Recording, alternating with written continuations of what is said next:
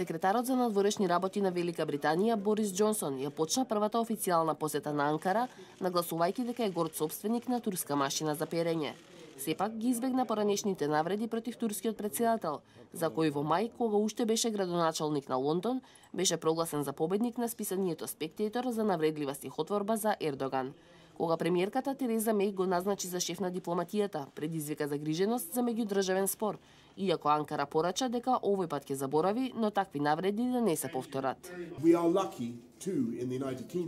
Среќни сме што Обединетото кралство е еден од најголемите увозници на турски производи. Се гордам што сум собственик на убава и функционална турска машина за перење. Џонсон рече дека гледа ново партнерство меѓу двете земи по Брекзитот, чишто поборник беше и тој. Турскиот министер за Европска унија Омер Челик го поздрави гостинот, нарекувајќи го отоманец и голем поддржувач на Турција по неуспешниот обид за државен удар на 15 јули. Прадедото на Џонсон бил опозиционер кон крајот на отоманскиот период и бил линчуван за време на турската војна за независност во раните 20 години од минатиот век.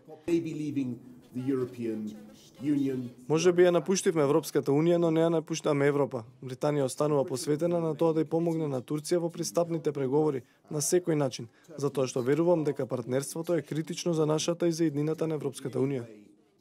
Џонсон исто така го посети и сирискиот бегалски камп Низип во југоисточна Турција во близина на Газиантеп, каде што се сретна со бегалците од граѓанската војна. Денеска треба да се сретне и со турскиот претседател Ердоган.